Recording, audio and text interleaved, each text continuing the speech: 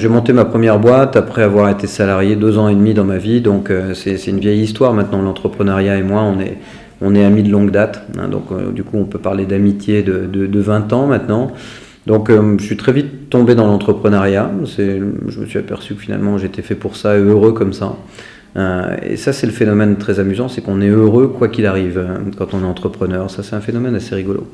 La deuxième chose, c'est qu'à partir du moment où vous avez commencé à avoir un peu de réussite, ou beaucoup de réussite, hein, ça dépend des entrepreneurs, mais elle ne se mesure pas véritablement par la culbute financière, elle se mesure par ce qu'on a réussi à bâtir et le plaisir qu'on y a trouvé. On a forcément envie de partager. Ce partage, il se fait de différentes façons. On donne du temps, hein, comme on le fait par des associations. On donne de l'expérience, en aidant des jeunes à faire ce que nous, on a réussi à faire et en leur évitant de faire tout un tas de bêtises. Gagner un temps d'expérience qui est précieux et qui coûte cher. Et puis troisièmement, on leur donne de l'argent, parce que c'est ce qui leur manque le plus au départ. L'amorçage en France est un phénomène qui est très compliqué. Donc du coup, on devient naturellement business angel de son temps, de ses compétences et de son argent.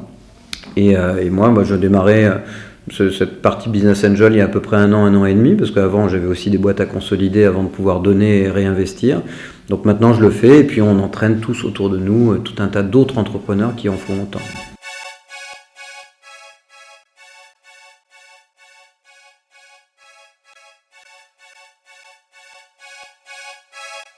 Parrainer la croissance est donc ce qui est devenu en moins de 3 ans une des plus grosses associations de PME, pas seulement de croissance, mais de PME qui aspirent à croître. Donc le principe de base de parrainer, il y a 3 ans, au moment de la création, c'est 2 constats. Premier constat, les sociétés françaises ne grossissent pas assez, elles s'autocensurent, elles ne veulent pas croître. Deuxième constat, on les voit assez peu à l'international, ce qui est quand même à la fois un danger et une hérésie, à un moment où la croissance est partout, sauf dans la vieille Europe. Au-delà de ça, parrainer la croissance se distingue par plusieurs choses. Premier élément, nous fédérons les réseaux. On considère qu'aujourd'hui, faire des choses de façon séparée, souvent en double ou en triple, est une bêtise totale, et qu'on est toujours plus fort à plusieurs que tout seul. Donc on fédère les autres réseaux, ce qu'on fait maintenant très bien, et du coup beaucoup de réseaux d'entrepreneurs, le CJD, Croissance Plus, etc. nous ont rejoints et on fait enfin des choses en commun, notamment pendant cette période présidentielle. Deuxième élément très important de parrainer la croissance, on parle assez peu, sauf moi, et on agit beaucoup, sauf moi.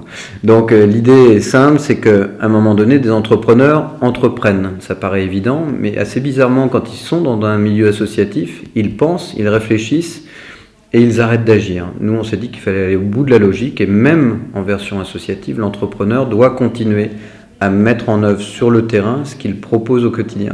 Donc on a lancé la marche des entrepreneurs, qui était un truc complètement décalé pour offrir de l'investissement et des jobs, bloquer toutes les rues de Paris pour faire ça, c'était un moment de bonheur absolu. On est en train de lancer un accélérateur de croissance, qui est un incubateur de jeunes talents à fort potentiel, avec une collaboration des grands groupes qui nous envoient leurs compétences seniors pour les épauler au quotidien.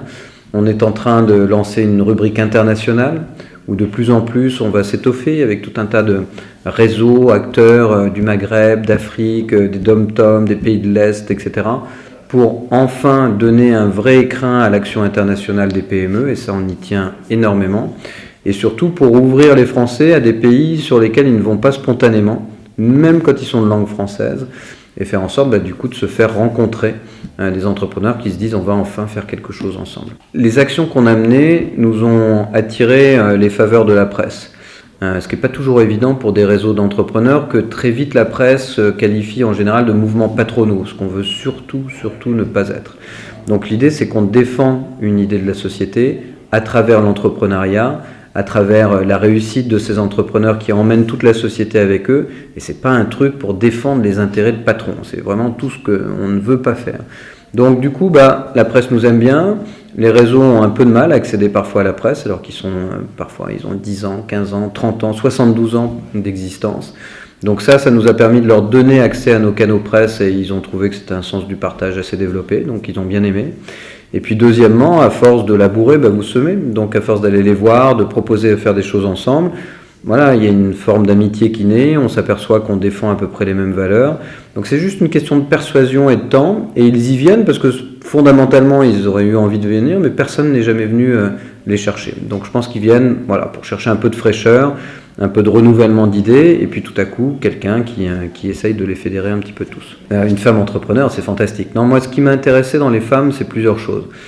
Parce que ma société est dans des pays émergents, je me suis aperçu très tôt en y vivant, au Maroc, en Afrique, etc., que le véritable avenir de toutes ces civilisations, puisque souvent c'est des civilisations à l'origine qui sont devenues des petits pays, coupés, découpés, redécoupés, recomposés, mais l'avenir de ces civilisations, ce sont les femmes.